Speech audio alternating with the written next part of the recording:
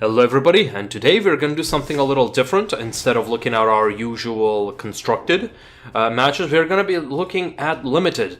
Now, I have to mention, this is my first draft experience in MTG Arena. I have played draft only once before in person. It did not turn out well. And I also played sealed, and that one turned out really good. I'm guessing I was just lucky. But playing this has really highlighted some of the problems that MTG Arena has with this very interesting game mode. It's an incredibly fun, deep and complex game mode, but the problem is there is no tutorial for it.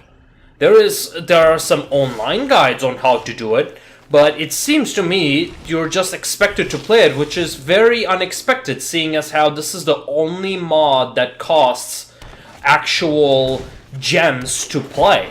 I mean, it costs 750 gems to play, and which is understandable because you get the packs and you get to keep the cards, so that's understandable. You can also pay 5,000 gold, I believe, but that's already 5 packs that you're buying over there, so yeah, that one is a little challenging.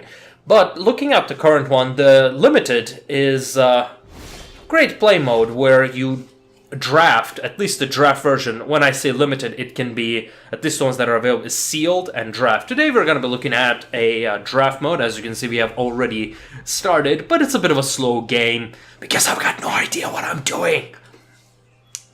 And it's a mod where you open 3 packs and you get to pick 1 card out of them, and then the packs that other people have opened, they get passed around. At least that's the case in the real world example. You pick one, you keep doing that until you run out of cards, and then you open the second pack and the third pack until you have built a deck of 45 cards, I believe, or 40, or was that sealed? I don't know. But it's a lot of fun. The whole process is fun. It's really deep because you need to pick your colors, you need to consider your mana curve, and in the real life example, there's also the debate of, hey, am I going to just, for example, I opened a very expensive card, like say Teferi. That card right there goes for 50 bucks. So I could just literally take it and be done with it. Or I could build a deck around it, but the problem with those very expensive cards, they're oftentimes multicolored, and you need to have a lot of cards to work with them in order for them to work right. Like for Teferi, if you're not able to protect him, he's not gonna give you his money back. But I don't know, maybe I'm wrong, I haven't played with Teferi for that much. But a lot of the cards require a lot of synergies for them to operate. In fact, here you will see a lot of common quality cards participating, unlike you would see in Constructed, where you'll see, the best of the best cards, which makes the game so much more interesting. I mean, there's so much flavor text, so much interesting stuff and mechanics that you normally do not see. For example, here I'm using the Death Touch mechanic of Izarith the Awakener, and I'm going to be using the Graveyard Shenanigans from my hand to bring her back to then be able to use her ability. So it forces you to think outside the box, I'll give you that much. But the fact that there are no guides, no quality of life features for this mod is just not very good. I mean, it's terrible. In fact, it honestly put me off of playing Limited for quite some time. Yep, and as you can see, I've got the Macabre Waltz, with which I'm gonna bring back these two. And yeah, you will, by playing Limited, you will also feel the color identity of the, colors and the sets a lot more. Like with the black, I can really feel the, draw and discard. mechanics of them. The lifesteal mechanics, which is when a card enters the battlefield and an opponent loses 1 life, you get 1 life. Or the lifelink mechanics, or one of my favorite cards that I've drafted was Infernal Scarring, which gives +2 to the enchanted creature, and when that creature dies, you draw a card, which is tremendous in Limited. In Limited, draw advantage is very important. If you can combine it with some other one, it's even better, because with this, it just buffs up the creature. Now, I of course make quite a bit of mistakes here. But you still managed to turn around. Here we see the Harpy.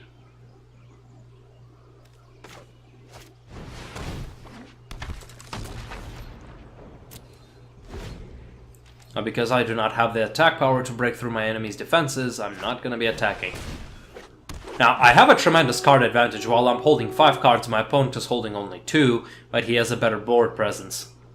Nothing that can't be, you know, dealt with. So let's see what is going to happen. Okay, let's see. I believe I'm going to be blocking with Izarith over here. Block with the zombie just to exchange because I'll be drawing a card. And no, I want Izarith to attack. My opponent uses a combat trick to prevent his Rejuvenator from dying. The effect triggers and I draw a land.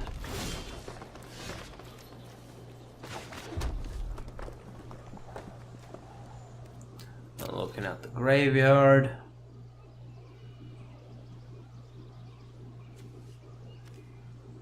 Now, this is an interesting conundrum that you would not normally see in Constructed. You will have a lot of these situations already memorized, you know, you will know what to do in exact situations, because by knowing your deck and what decks you might face, you can get the general idea after playing for a few dozen times. But here, you're always playing with a new deck. So here I bring back one of my opponent's creatures instead, the 4/5, which allows me to have the wall over here. And worst case scenario, I can still drain my opponent with the Neonate's ability. But thanks to my card advantage, I don't have to, as long as I have a decent blocker. And now my opponent used this turn. Got a lot of options here, a lot of options. I believe I'll be making a mistake when it comes to the usage of Izarith. And that's another thing, what Limited teaches you is to quickly adapt to these new mechanics that a set has to offer. From what I've been told, in order to be a good draft player, you need to know the rules of the draft, you need to know the set very well, the commons, uncommons, rares, and those subtle synergies. And of course the bread, which stands for bombs, removal,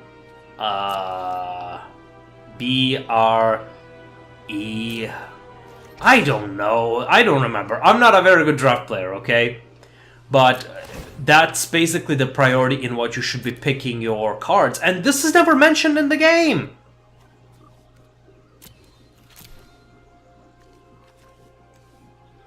And so because it is never mentioned and because it costs real money, it's quite unplayed mode, even though it's, you know, potentially very profitable.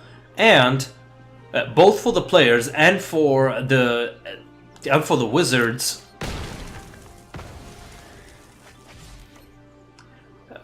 but people just don't play it because it's so, well, expensive and seemingly risky. Now, of course, if you really want to play, you'll spend that 5,000, but now with the, you know, duplicate protection, you're kind of, you know, why shouldn't I just buy 5 packs instead? And if you think about it, you open one, and, well, you're guaranteed to get 1 pack, which is nice, but if you are not good at it, well, you're gonna be losing money if you have paid gold. Is that the same case with the gems? I don't believe so. I happen to have some gems lying around, so...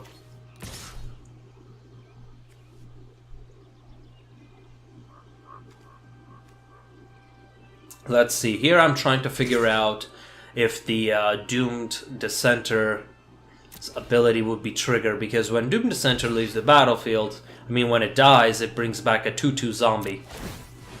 Oh yes, that was my mistake. I was gonna sacrifice that one.